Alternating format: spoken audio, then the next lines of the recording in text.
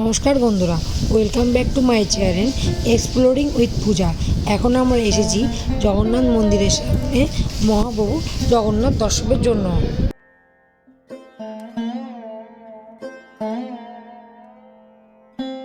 তো গাইস, আমরা এখন দর্শন করতে যাচ্ছি।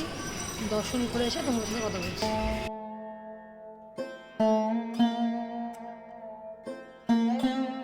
জগন্নাথ দর্শন করে বেরোলাম। আজকে প্রচুর ভিড়, এত ভিড় ধারণার বাইরে। তোমাদের দেখাচ্ছি ক্রাউডটা কেমন।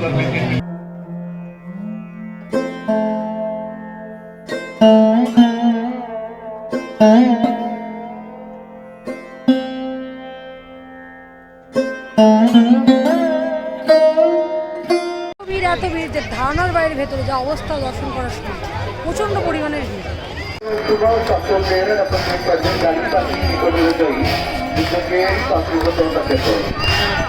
মন্দিরের পাশে বজরংবলী মন্দিরে সন্ধ্যা আরতি হচ্ছিল।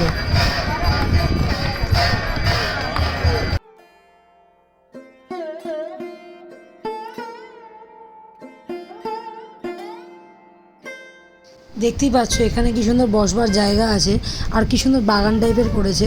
এইগুলো কিছুদিন আগে এরা রেনোভেশন ওয়ার্ক করেছে। খুব সুন্দর, চারিদিকটা পরিষ্কার পরিচ্ছন্ন।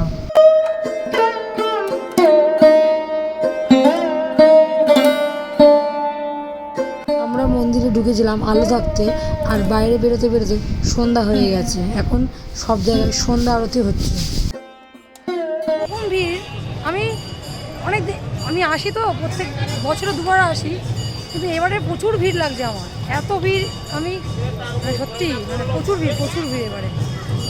কিন্তু জগন্নাথ সুভদ্রা বলরাম দর্শন করে যা একটা অপূর্ব, একটা আলাদাই অনুভূতি। স্বয়ং ভগবানকে আমি দেখছি এরকম লাগে। সেই ফিলিংস বোঝানো যায় না। সব জায়গায় সন্ধ্যা আরতি।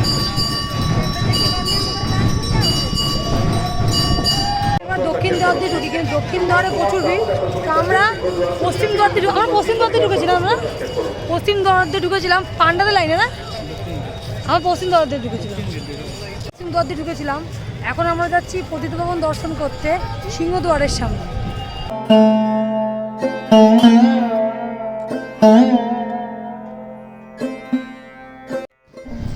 এই বাইরের পতিতপাবন সবার জন্য। যারা মন্দিরের ভেতরে প্রবেশ করতে পারবে না, তারাও বাইরে থেকে এই মহাপ্রভু দর্শন করতে পারবে। এটা সবার জন্য দর্শনদায়ক। এই লাইনটা হলো সিংহদুয়ার দিয়ে ঢোকার লাইন। আমরা যখন গেছিলাম তখন ছিল পুরুষোত্তম মাস, আর তখন রথ তৈরি হচ্ছিল, আমরা সেটা দেখতে পেরেছি।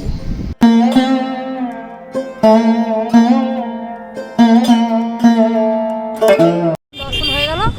এবার আমরা যাচ্ছি মার্কেটিংয়ের জন্য। কালকে তো বেরিয়ে যাবো, এর জন্য মার্কেটিং করতে যাব। টুকটাক কেনার আছে। তো চলো, ব্লগটা ভালো লাগলে অবশ্যই লাইক, কমেন্ট, শেয়ার করে দেবে। আর চ্যানেলে নতুন আছে অবশ্যই সাবস্ক্রাইব করে দেবে।